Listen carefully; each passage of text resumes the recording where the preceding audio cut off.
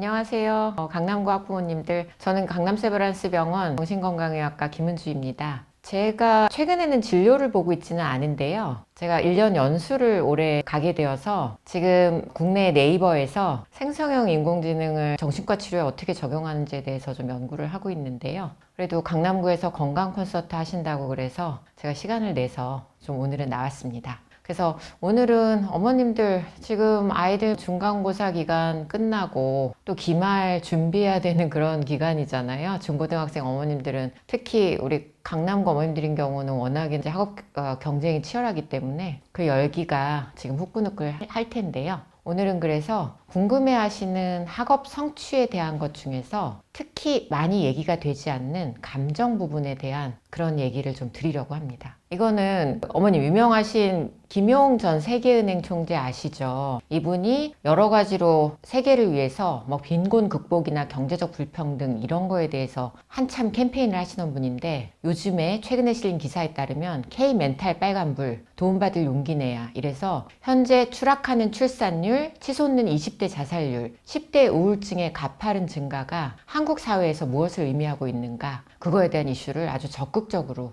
제기를 하고 계십니다. 그래서 저 옆에 보시면 한국 교육 시스템 사회 체제는 결과 데이터로만 보면 너무 좋습니다. 학생들 학업 성취도도 뛰어나고 열심히 훈련받은 우리 아이돌들이 K-팝으로 전 세계 K-컬처를 전파를 하고 있고 그런데 그 좋은 데이터가 나오기까지 젊은이들이 정말 너무 오랫동안 시달렸습니다. 그래서 비관적이 됐고 헬조선에서 아이를 낳고 싶지 않다. 이런 결심 때문에 현재 한국의 출산율은 세계 최저. 또 자살률 데이터를 보고 나면 전 세계에서는 사실은 경악을 하면서 K멘탈을 걱정하고 있습니다. 그런데 막상 한국에 있는 우리들은 그 정도의 심각성을 못 느끼고 있는 것 같아서 안타까운데요. 그래서 지금 오늘 제가 특별히 감정 부분 이야기를 달고 나온 것은 바로 우리 젊은이들의 정신건강이 많이 무너지고 있는 이런 상태에서 학습에서 어머님들께서 감정에 대해서 좀 더 신경을 쓰셔야 된다는 그런 이유 때문에 오늘 이 얘기를 드리고자 합니다. 여기서 보시는 것처럼 학습에 영향을 주는 요인들에는 다양한 것이 있습니다. 나이랑 발달 수준, 가장 관심이 많으신 인지 능력, 지능, 작업 기억, 주의력, 기억력 같은 것들, 그리고 자기조절 및 관리 능력, 심리적 환경으로는 학교, 가정, 또래 집단, 또 많이들 신경 쓰시는 어떤 강사가 가르쳐야 되나 가르치는 사람 특성이 있는데 이 중에서 특별히 감정 조절 능력이나 동기에 대한 관심은 실제 그 중요성에 비해서는 떨어지는 것이 사실인 것 같긴 합니다. 그래서 학업 성취를 잘 해나가기 위해서는 크게 인지 능력과 비인지 능력이 필요한데요. 인지 능력인 경우는 뭐 어머님들 많이 아시는 내용들이고 하지만 학업 양이 늘어나고 학업 스트레스가 본격화되는 중고등학교에 가면 동기, 자신감, 열정, 끈기, 좌절에도 일어나는 회복 탄력성, 집념 이런 비인지 능력들이 훨씬 더 중요해지게 됩니다. 그래서 요거는 중앙일보의 헬로우 페어런츠라는 컬럼이 있는데요. 제가 2023년에 공부력 진단을 하나 쓴 게 있는데 제목이 공부 잘하는 아들이 변했다. 대치동 엄마의 결정적 실수. 그래서 제가 아무래도 이쪽 학군 지역 아이들을 많이 보기 때문에 저한테 요 글을 좀 부탁하는 그런 게 들어왔었고 이게 이제 작년에 컬럼 탑 3에서 1위를 했습니다. 그거는 뭘 의미하냐면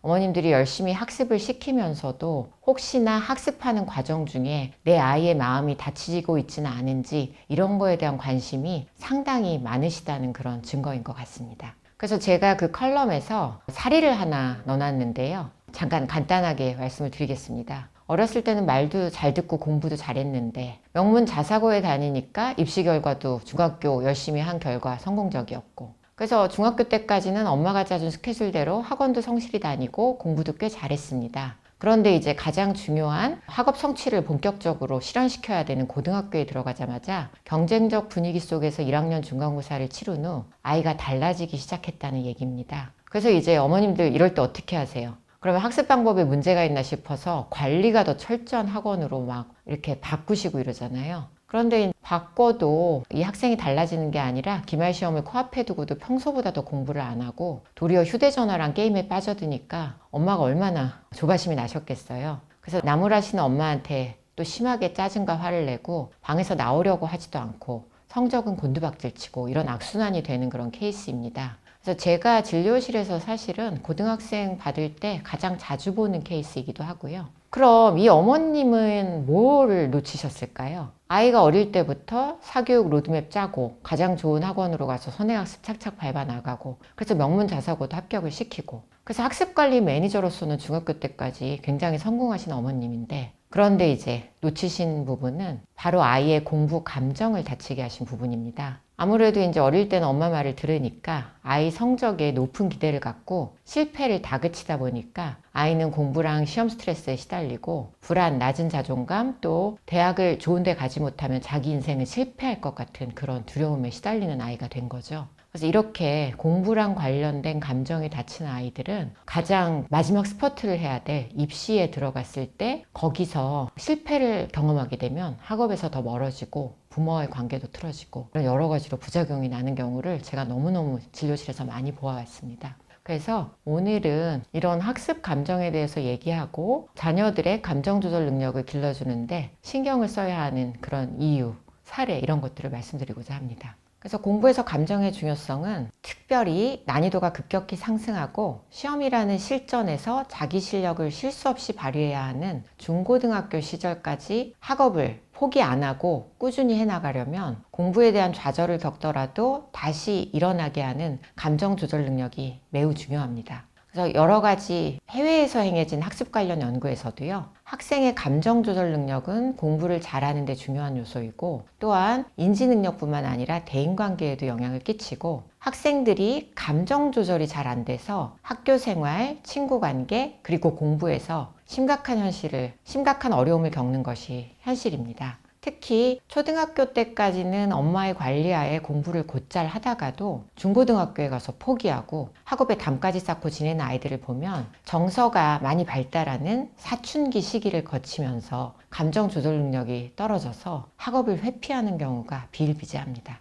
그래서 독일의 교육학자인 페크룬이라는 사람이 학습 감정이라는 이런 용어를 써서 아카데믹 이모션이요 얘기를 하는데, 좀 생소한 용어기는 한데요, 어머님들이 우리 아이들이 공부할 때 어떤 감정을 느끼게 되는지를 좀 리얼하게 보실 수 있는 경우가 될 것 같아서 간단히 소개를 드리고자 합니다. 학습은 보통 인지 쪽에만 치우친다고 생각하지만 사실은 하나하나 훑어보시면 우리 아이들이 학습 과정에서 이렇게나 많은 감정을 겪고 있구나 라는 걸 아시게 될 겁니다. 일단 첫 번째는 성취 감정인데, 이것은 학습 활동의 성공과 실패와 관련된 감정입니다. 그래서 학습 활동을 성공적으로 잘 하다 보면 배움에서 느끼는 재미, 성취 경험에서 생기는 희망, 본인에 대한 자부심 이런 게 생기고요. 하지만 학업을 해나가다가 실패를 겪게 되면 불안, 수치심, 그리고 미래에 어떻게 될지 두려움 같은 것들이 생기게 됩니다. 또한 인식감정이라는 거는 인지적 과제에 의해서 유발되는 감정인데요. 새로운 과제를 대할 때 느끼는 놀라움이나 호기심, 어려운 문제를 풀 때 애들이 혼란감 느끼고 좌절하잖아요. 하지만 그 과정 극복하고 노력 끝에 문제가 풀렸을 때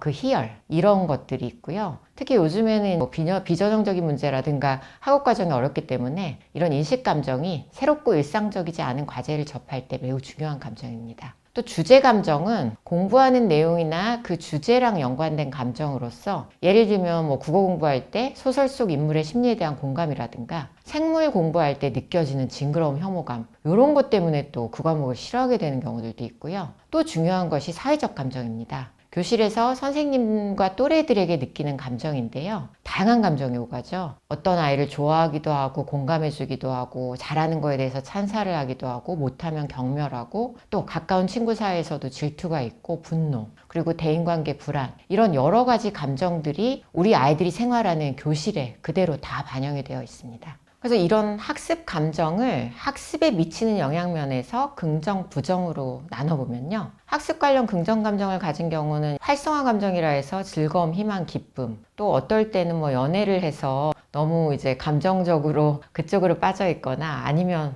너무 긴장을 안 해도 그건 긍정 감정이지만 공부는 잘 안 되잖아요. 그래서 학습 관련 긍정 감정은 대부분은 학생들의 집중력, 배우고자 하는 동기를 높이고 깊이 있는 학습 전략, 그러니까 재밌으면 아무래도 자세히 찾아보고 또 자기주도적으로 하게 되니까 이런 긍정 감정은 매우 중요하고요. 그래서 부모랑 교사는 학생들이 공부를 하는 동안 긍정적인 정서 경험을 하도록 돕는 것이 매우 중요합니다. 또 학습 관련한 부정적인 경험에는 또 여러 가지가 있는데, 분노나 불안, 수치심 같은 것들은 대체로 학습에 대한 흥미랑 동기를 감소시키기는 하지만 학생 개인의 특성이나 가정 분위기에 따라서는 다음번에 실패를 피하기 위해서 혹은 내 자존심을 지키기 위해서 더 노력하도록 동기를 유발시키는 긍정적 효과를 낼 때도 있습니다. 또 어려운 문제를 접할 때 생기는 혼란감도 어떤 학생에게는 포기하게 만들지만 어떤 학생한테는 이거 내가 한번 붙어봐야지 하는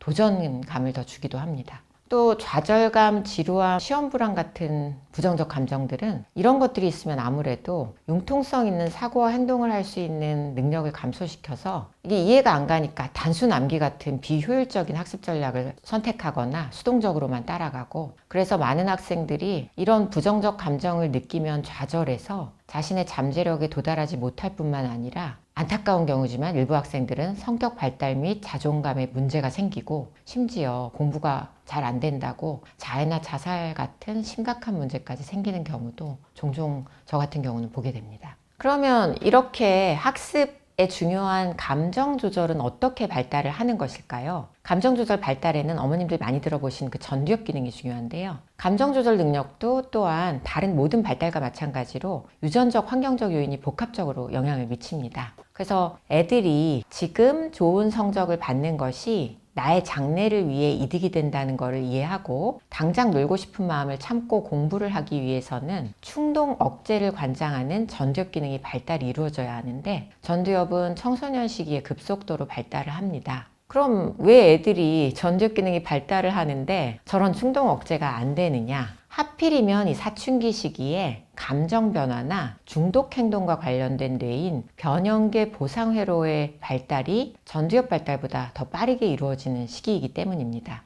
그래서 전두엽 기능이 발달을 하긴 하나 억제 기능이 상대적으로 부족하게 돼서 중2병이라고 불리는 정서적인 미숙함 혹은 또 중독 성향, 이런 것들이 많이 나타나게 되는 것이죠.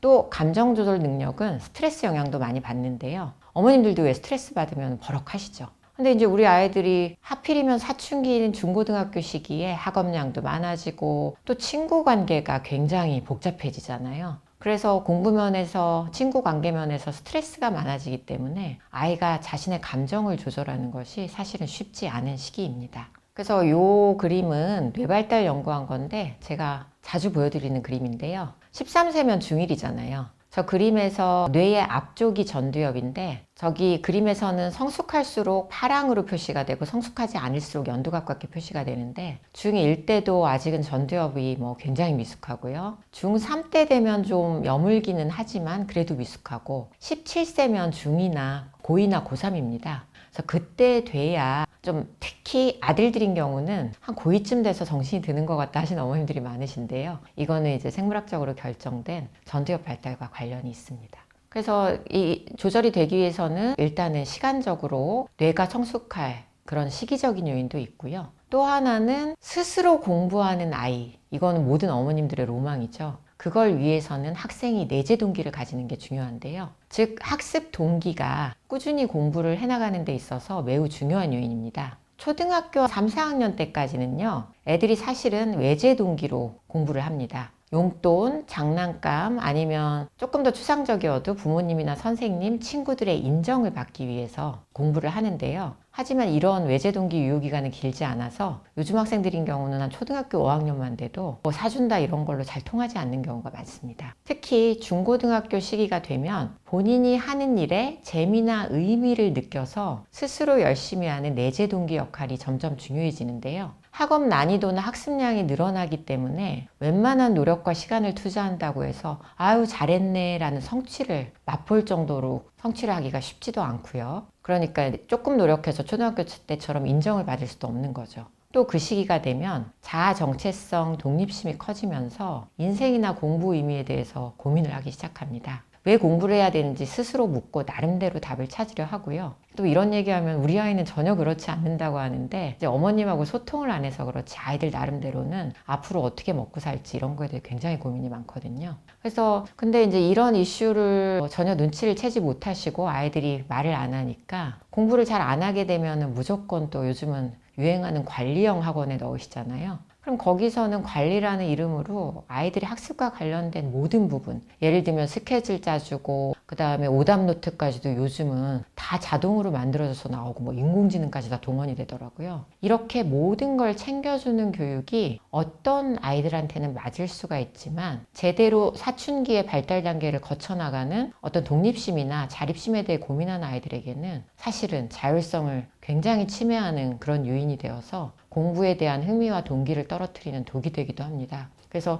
이런 경우 아이들이 이제 엄한 학원이나 이런 데 선생님에 대해서 컴플레인 하면서 바꿔달라고 해도 어머님들이 네가 지금 도망가려고 하지 하고 전혀 아이 얘기를 들어주지 않고, 그러면 아이들은 이제 얘기해봤자 소용이 없으니까 가서 그냥 자버리거나 수업을 듣지 않는 그런 악순환을 많이 보게 되는데요. 아이들이 좀 미숙해서 한심해 보이고 이런 면이 있어도 이 시기에는 왜 저렇게 고민을 하는지 어머님이 좀 귀를 여시고 들어주셔야 합니다. 그래서 반복되는 이야기인데 공부에 대한 의미 부여가 매우 필요합니다. 내재 동기를 향상시키기 위해서는, 그래서 너무 공부를 안 하면은 막 인생 망할 거다, 너 나중에 취업도 안 되고 뭐 결혼도 못 하고, 물론 요즘 애들 결혼하기 원하지도 않지만 그런 두려움이나 압박감, 공포를 조장해서 어떻게든 공부를 시키시려고 하는데요. 하지만 이런 두려움이나 압박감 속에서는 자율성에 기반한 내재 동기가 생겨날 수가 없습니다. 그래서 오히려 성적 자체는 좀 초월하셔서 성적이 잘 나오든 안 나오든 학생 시기에는 공부를, 또 직장인이라면 일을 포기하지 않고 해나가는 과정을 통해서 네가 성실성과 끈기가 키워진다면 나중에 성이 됐을 때 난관들을 헤쳐나갈 힘이 생기는 거다. 아주 교과서적인 얘기긴 한데 이런 얘기를 어릴 때부터 은연중에 계속 해주시는 게 너무너무 중요합니다. 그리고 또 하나 중요한 거는 스스로 계획하고 실행하는 능력을 향상시키는 겁니다. 요즘은 입시가 아래로 내려와서 좋은 고등학교를 보내고 싶어 하시거나 일반고를 가더라도 중학교 시기에 모든 선행학습을 마치시려는 그런 유인들이 강하시기 때문에 아이들을 최적의 시간에 효율을 추구하신다고 시행착오할 기회를 안 주시는데요. 아이들이 특히 중학교 시절에 스스로 공부량을 계획하고 실행해보고 시행착오 거쳐서 내가 한 시간에 할 수 있는 거는 여기까지구나, 나는 요 선을 넘어가면은 공부가 잘 안 되는구나, 이런 거를 자기가 좀 시행착오를 통해서 알아가는 경험을 하는 것이 사실은 후에 공부를 위해서도 매우 중요합니다. 왜냐하면 교육의 목표라는 거는 사실은 자율성, 성취감에 대한 아이들에게 지속적으로 심어주시는 거고요. 이런 목표가 달성이 된다면 성적이 좋지 않은 학생조차도 공부 과정에서 의미랑 보람을 느낄 수 있게 되거든요. 특히 공부에 관심 없는 아이들도 요즘 많습니다. 근데 또 사회 돌아가는 걸 보면 꼭 공부에 그렇게 목숨을 걸어야 하나 그런 생각도 들고요. 그래서 운동이나 예술, 기타 본인의 관심사를 꾸준히 해나가도록 도와주는 것도 자율성과 실행기능 향상에 큰 도움이 된다는 것을 기억하셨으면 좋겠습니다. 왜냐하면 뭐가 됐던 하나를 끝까지 집요하게 잘한 경험이 있는 아이들은 무언가를 잘하는 데 필요한 인내심, 감정관리, 대인관계, 회복탄력성, 집요함, 이런 심리적인 자원이 풍부해질 수가 있는데 사실은 학업 성적으로만 승부하는 직업은 몇 개 안 됩니다. 이런 것들이 길러져야 성숙한 어른으로 성공적인 인생을, 특히 이렇게 변화가 많은 시기에는 살 수 있기 때문에 그런 점을 어릴 때부터 계속 강조해 주셨으면 좋겠습니다. 그리고 그러면 그냥 믿어주고 무조건 아이가 그냥 하는 대로만 봐주냐? 어른이 해야 될 역할이 있습니다. 왜냐하면 우리 아이들은 아직 미숙하고요. 그래서 공부를 잘하는 데 필요한 거는 학업 효능감, 즉 아이가 스스로 나는 공부를 잘하는 아이야 라는 그런 믿음을 가질 수 있게 해주셔야 되는데, 그리고 예를 들어 뭐 시험을 망쳤다면 내가 망친 이유가 뭐지? 또 잘 봤다면 잘 본 이유가 뭐지? 이런 걸 원인을 알아내서 자신이 해결해 나갈 수 있다는 긍정적 태도가 필요한데요. 이런 학업 효능감이 높아져야 학습 동기도 높아지고 어려운 과제도 도전하는 과제 집착력이 강해져서 중고등학교 시기에도 학습을 포기하지 않고 지속하게 되는 거거든요. 그러면 이런 학업 효능감을 키워주실 때 중요한 건 뭐냐? 바로 과제 난이도 아예 맞춰주시는 겁니다. 과제 난이도는 개인의 능력에 따라서 굉장히 다양하고요. 예를 들면은 너무 어려운 과제는 오른쪽 그래프에 보시면 실력은 낮은데 과제 난이도를 너무 높은 거를 주시면 아이는 불안이 올라가서 의욕을 잃고 포기하게 되고, 또 한편 실력이 높은 아이한테 수준을 못 맞추셔서 너무 쉬운 문제를 주게 되면 지루하고 권태에 빠지게 됩니다. 그래서 어머님들이 아이를 관찰하시고 또 학원 강사랑 상의하셔야 될 거는 무조건 아이 자존감 높인다고 선행학습 시켜가지고 높은 반 넣으시려고 막 새끼과외 붙이고 이런 거 하시지 말고, 일단 우리 아이가 어느 정도 수준에서 도전의식을 갖는지, 아니면 의욕을 잃는지 그 난이도를 파악하셔서 학습에서 작은 성공 경험을 하게 해주셔야 되는 겁니다. 이래야만 공부 자신감이 향상되고 그래야 입시에서 성공을 거둘 수가 있습니다. 그래서 이제 감정 조절 능력을 하는 방법은 여러 가지가 있는데 대표적인 게 감정지향적 조절이라 하면 말이 어렵지 감정을 직접적으로 조절하는 거예요. 그래서 뭐 불안할 때 심장이 두근거리고 떨리고 아니면 집중이 안 되고 이럴 때 명상이나 이완 훈련을 통해서 직접적으로 그런 신체적 증상, 불안 증상을 잡는다거나 아니면 주의를 딴 데로 돌린다거나 이런 식의 방법을 쓰는 게 있고요. 두 번째는 평가나 생각을 조절하는 건데 감정을 유발하는 그 상황에서 그 상황에 대한 자신의 생각이나 평가를 바꾸는 겁니다. 이게 그 소위 말하는 인지행동 치료에서 가장 많이 쓰는 기법이고요. 또 능력지향 조절이라는 게 있어서 과제를 풀 수 있는 능력이 너무 없어도 감정 조절이 안 되기 때문에 아이 수준에 맞게 학습 능력을 향상시켜 주시는 것도 사실은 감정 조절 능력의 일환으로 중요합니다. 또 하나는 이제 어머님들이 저한테 물어보시는 게 얘는 특목고 보내도 돼요? 아니면 탈대치 해야 되나요? 뭐 이런 거 많이 물어보시는데 아이가 너무 힘들어하는 경우에는 좀 냉정하게 생각하셔서 환경을 선택하거나 바꾸는 것을 통해 개인이 느끼는 감정을 조절하는 방법도 있습니다. 그래서 학생의 욕구와 성향에 맞는 학교를 선택하시고 적절한 도전의 수준과 과제 난이도 등을 선택하거나 바꾸는 것도 사실은 장기적으로 보면 현명한 선택이 되는 경우가 많습니다. 그리고 또 우리 아이들을 학업 성취를 정의하는 데 사용하는 기준과 목표가 학습에 대한 감정에 영향을 크게 미치는데요. 이상적인 경우는 사실은 숙련 목표를 써야 됩니다. 이거는 뭐냐면 아주 교과서적인데 배우는 내용이나 과제 자체를 더 잘하게 되는 게 목표고요. 그래서 과제 숙련도에 대한 기준을 제시하고 과거에 비교해서 현재의 수행 향상도 강조하는 개인적 기준을 설정을 합니다. 그러면 자기 내부에서 비교기 때문에 지금 얘가 절대적으로 미숙하다 해도 내가 그래도 한 달 전보다는 잘하고 있구나. 그래서 아이가 배움에 대한 즐거움을 느끼고 또 처음에 비해 발전하는 느낌을 주니까 지루함도 줄어들고 사실은 이상적으로는 숙련 목표를 추진을 해야 되는데 안타깝게도 현실은 수행 목표 즉 다른 학생과 비교해서 나의 수행의 우열을 평가하는 거에 우리 사회는 너무나 민감해져 있습니다. 그래서 자기 주변 학생들보다 더 잘하는 거 혹은 남보다 못하는 거를 피하기 위해서 하는 게 이제 학업 성취 기준이 되고요. 다른 학생 수행과 이렇게 비교하기 때문에 경쟁적 분위기를 촉발시키고 경쟁에서 이긴 아주 일부의 학생들은 긍정적인 감정을 경험하지만 그렇지 않은 대부분의 학생들은 실패했다는 느낌, 자신감 저하를 경험하게 되는 아주 학생들한테는 잔인한 그런 상황이 됩니다. 협동 목표는 학생들의 협력을 통해서 집단의 성취를 목표로 하는데요. 우리 교육과정에서 특히 초등학교나 중학교 저학년 때는 이런 집단 기준을 잘 사용을 하는데 이때는 또 사회성이 굉장히 중요해집니다. 그래서 요약하자면 학생들의 긍정적인 학습 감정을 촉진하기 위해서는 숙련 목표를 정해서 과제에 전보다 숙달되는 것을 목표로 삼아야 합니다. 과제는 각 학생의 능력을 고려해서 감당할 수 있는 수준으로 주셔야 되고요. 지나치게 높은 성취에 대한 기대는 높은 수행 불안을 유발해서 학업 스트레스를 증가시킬 수 있으므로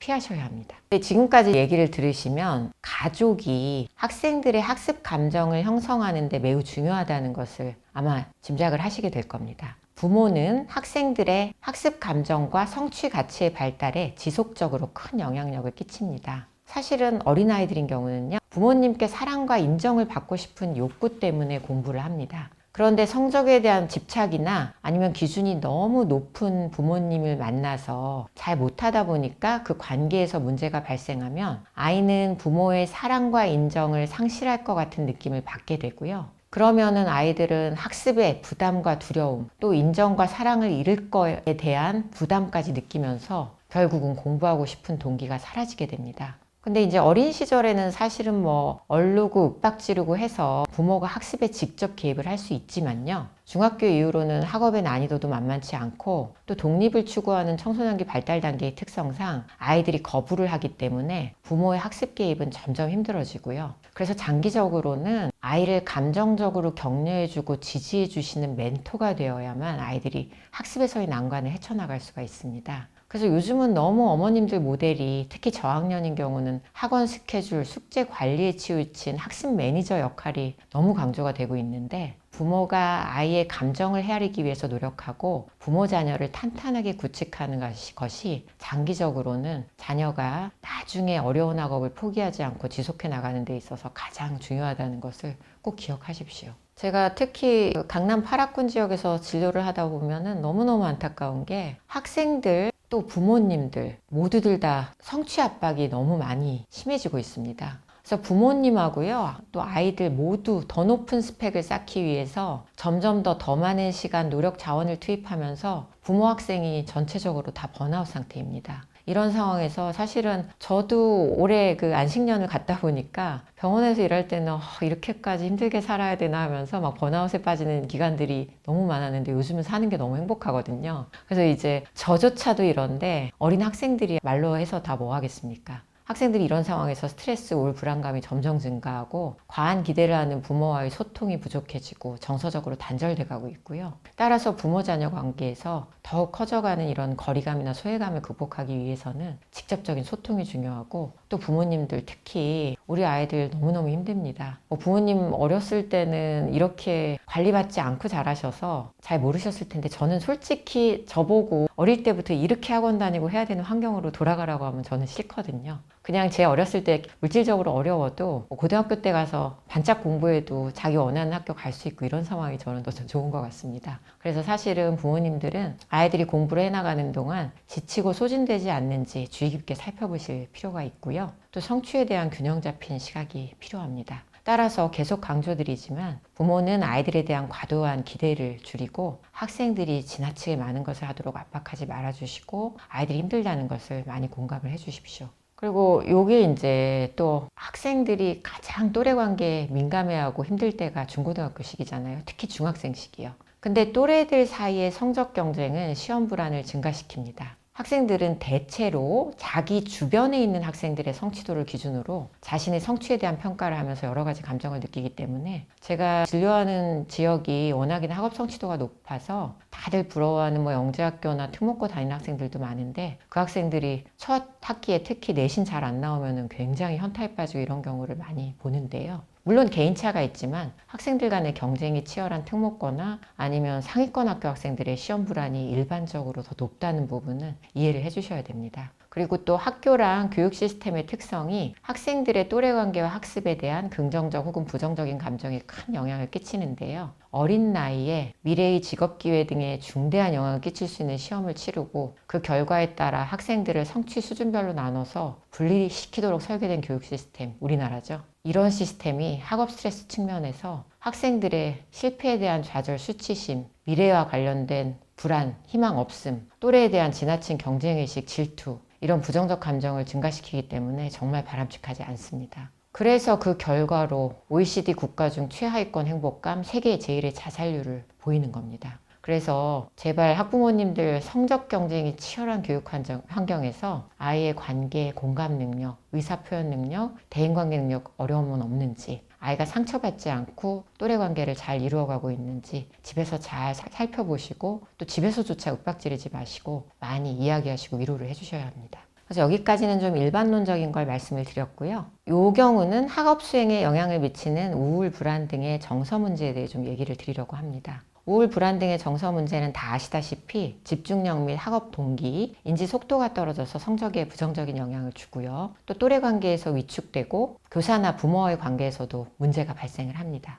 그런데 어머님들을 헷갈리게 만드는 것은 바로 소아청소년 우울증의 특징입니다. 이 시기의 우울증은 반드시 우울한 기분으로 나타나는 것이 아니고요. 심한 감정 기복, 짜증, 분노, 비행이나 일탈 행동, 또 몸이 아픕니다. 그리고 특히 이 시기의 우울증의 특징이 기분 반응성이 있기 때문에 재밌는 일이 있거나 친구들이 놀자고 부르면 나가서 신나게 놀기 때문에 부모님 눈에는 도저히 우울한 것으로 보이지가 않습니다. 그래서 결국은 아이가 보내는 위험 신호를 뒤늦게 알아차리게 되셔서 후회하시는 부모님이 많고요. 또 이 시기에 불안 문제가 많습니다. 모든 일에 대해 걱정이 많고 늘 긴장해 있는 아이, 또 사회불안 장애가 있는 아이들의 경우는 수행평가 등 발표 상황이나 또래와 대화를 어려워하거나 그래서 학교를 잘 못 가기도 하고요. 그래서 이 적절한 불안은 학업에 도움이 되지만 적절한 정도를 넘어서는 과도한 불안으로 인해서 학생들이 학업에 집중을 못하고 그런 학교 적응 어려워하는 경우도 많기 때문에 아이가 힘들지 않은지 좀 잘 살펴보셔야 되고, 학교 못 간다고 무조건 학교 가라고 윽박지르고 막 강제로 막 쫓아내시고 이러시지 말고 이유가 없는지 좀 살펴보셔야 합니다. 자녀가 전문적인 도움을 필요로 할 때, 이게 요 정도 증상이 나오면 부모님께서 그냥 어떻게 집에서만 해보려고 하시지 마시고 전문가를 찾으셔야 되는데요. 이 부분은 저희 소아청소년 정신의학회에서 6월에서 7월에 걸쳐서 대국민 홍보 강의를 합니다. 그래서 거기서 우울증 그리고 스트레스를 어떻게 다루는지에 대한 강의를 하기 때문에 그때 조금 더 자세하게 말씀을 드릴 테니까 기대를 좀 해주셨으면 좋겠습니다. 그리고 아무래도 제가 학군 지역에서 진료를 하다 보니까 시험 불안으로 오는 학생들이 굉장히 많습니다. 우리나라 학교나 학원의 평가 문화는 등수나 백분위에 기반한 상대평가이기 때문에 공부를 잘하는 소수를 제외한 대부분의 학생들 학습 동기가 저하됩니다. 예를 들면 경쟁이 치열하면 하나만 틀려도 뭐 2등급, 3등급 밀리잖아요. 그러니까 하나를 틀리면 잘한 건데 아이들은 열패감을 느끼고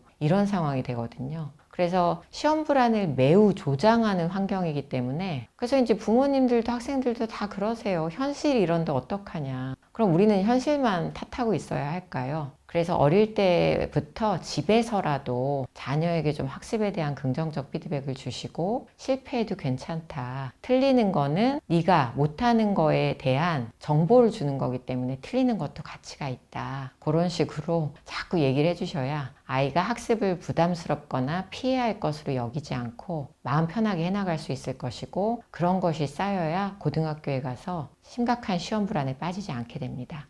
그리고 또 가벼운 시험 불안인 경우는 운동이나 스트레스 관리, 긍정적 정서 향상, 명상, 기도, 또 제가 이건 자주 쓰는 방법인데 등수나 점수가 아닌 계획 달성 여부를 목표로 삼기. 예를 들면 올해는 명문대 진학을 하지 못해도 내가 이 정도 했으니까 후회는 하지 않겠다. 이런 목표를 주시면은 아무래도 결과에 집착하는 게 사라져서 시험 불안이 줄어들고요. 그래서 평정심을 키우는 것이 매우 중요합니다. 하지만 통상적인 방법으로 해결되지 않는 심각한 수준의 시험 불안도 많아요. 특히 고3이나 N수생들의 경우에는 우리나라 입시 특성상 수험생들에게 엄청난 심적 부담을 주거든요. 그런데 다행히도 시험 불안을 완화하는 심리 치료 기법들이 많이 개발돼 있고 치료 효과도 좋은 편이니까 이럴 경우에는 너무 주저하지 마시고 꼭 전문가랑 상담하셔서 미리미리 대비를 하시기 바랍니다. 이런 문제로 다니는 학생들이 정말 많습니다. 그러면 이렇게 학업에 대한 감정 조절 능력을 키워주기 위해서 부모님이 해야 될 역할을 제가 지금까지 말씀드리면서 여러 가지 좀 말씀을 드렸는데요. 좀 요약을 해보도록 하겠습니다. 한마디로 요약을 하면 안전기지, 즉 시큐어 베이스가 아이들에게 돼주시는 겁니다.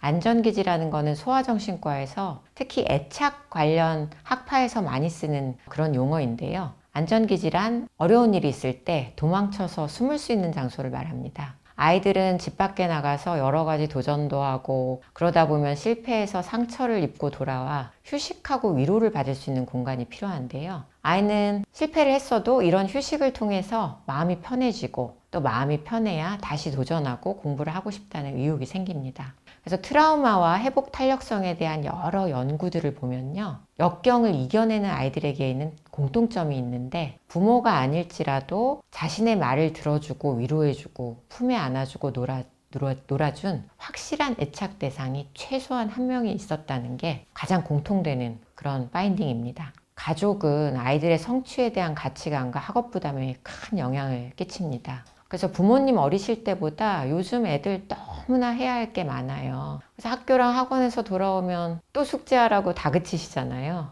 근데 이제 집에서만이라도 위안을 얻고 신체적 정신적인 휴식을 취할 수 있도록 부모님이 좀 역할을 해주시면 아이들이 쉬다가도 또 일어나서 숙제하고 그런 모습을 보시게 될 겁니다. 특히 부모가 내 편이라는 점을 아이가 어릴 때부터 느낄 수 있어야 합니다. 그래서 자꾸 소아정신과 의사들이 어릴 때부터 자녀 이야기를 공감하면서 들어주고 비슷한 관심사를 공유하라고 강조를 드리는 게, 이런 끈끈한 관계가 쌓여야 나중에 아이가 힘든 상황에 닥칠 때 부모에게 솔직하게 마음을 털어놓고 도움을 구할 수가 있기 때문입니다. 어렸을 때 이렇게 관계를 쌓아놓지 않으시고 갑자기 고2, 고3 가서 너는 진로를 뭐 할 거냐, 왜 이렇게 공부를 안 하냐 다그치셔도 아이들은 마음이 떠났기 때문에 절대 부모에게 입을 열지 않습니다. 그래서 제가 가장 많이 드리는 말씀이 유치원 때, 초등학교 때 걸쳐서 아이들하고 정서적인 저금통에 저금을 많이 해놓으시라고, 많이 놀았던 기억, 그 다음에 같이 얘기했던 기억, 이런 거를 항상 저축해 놓으시라고 말씀을 드립니다.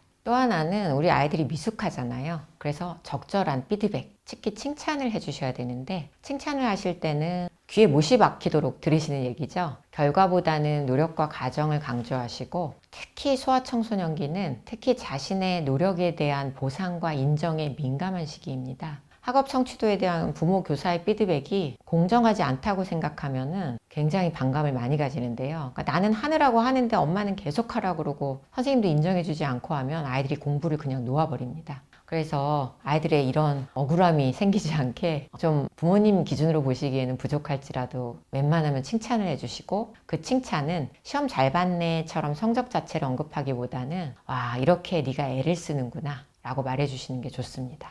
그래서 이렇게 노력을 칭찬받는 아이들은 두려움 없이 훨씬 더 적극적으로 어려운 문제에 도전하고, 실패를 할지라도 수치스럽게 여기지 않고 배움의 기회로 삼게 됩니다. 또한 또래 관계도 중요한 게요. 아이들은 친구와 사소한 갈등으로도 어른이 상상할 수 없을 만큼 큰 스트레스를 받고, 그러다 감정 조절에 실패해 공부를 놓아버리기도 합니다. 그래서 아이의 어떤 대인관계 능력을 키워주셔야 되는데, 대인관계 능력이 좋은 아이들은 부모님하고 관계가 원만하고 어릴 때 또 부모님하고 많이 놀아본 아이들인 경우가 많습니다. 그래서 어릴 때부터 이런 또래 관계 문제에는 좀 신경을 써주시는 게 매우 중요합니다. 그래서 여기까지가 제 메인 강의고요. 그럼 저희 강남 세브란스 병원에서는 이런 아이들의 건강한 마음 습관을 향상시키기 위해서 뭘 하고 있느냐를 간단하게 소개를 시켜드리겠습니다. 그래서 이게 그릿 향상 프로그램이라고 저희 병원 오면 이제 항상 광고를 하는 건데, 네, 대인관계력, 자기동기력, 자기조절 이런 걸 통해서 마음 근력을 키운다는 것이고요. 이렇게 여러 가지 요인이 있고 제가 오늘 주로 말씀드린 내용이 다 이에 해당합니다.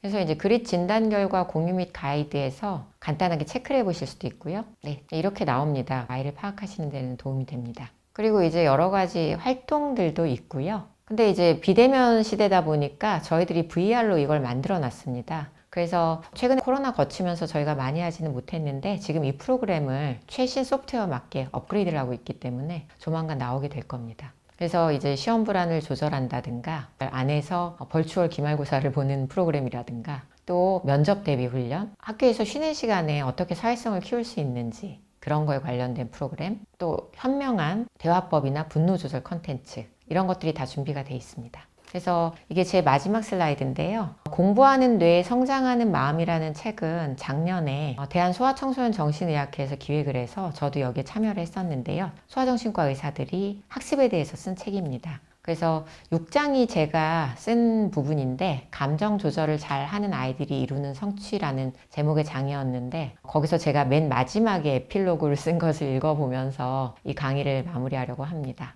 어린 나이부터 세계에서 가장 경쟁이 치열하다는 한국에서 공부를 지속해 나가는 것은 누구에게나 만만치 않은 일이다. 또 이런 교육제도로 인해 공부에 흥미를 잃고 정신적 고통에 시달리는 아이들과 부모를 많이 만나는 입장에서 입시 시스템의 개선 필요성을 누구보다도 절감하고 있다. 하지만 한편으로는 인간은 좌절을 통해서 바쁘게 가던 걸음을 멈추고 문제점을 성찰하고 치유를 위한 시간을 가질 수 있다. 다행인 것은 대부분의 학생과 부모들은 이러한 고통스러운 감정과 좌절을 나름대로 응원하며 잘 이겨내고 있다는 점이다. 이러한 과정을 잘 견뎌낸 아이들은 성적이 좋고 나쁨에 상관없이 성숙해지는 데 필요한 인내심, 감정관리, 집요함, 회복탄력성 등의 심리적인 자원을 키워나갈 수 있을 것이다. 어려운 상황 속에서도 차분하고 사랑을 주고 옆에 같이 있고 안심시키는 부모와 가족은 자녀가 공부를 해나가는데 가장 큰 힘이 된다는 것을 기억하라. 오늘도 아이를 위해 하루하루 인고와 희망이 섞여 있는 나날을 보내고 있을 공부를 통해 성장통을 겪고 있는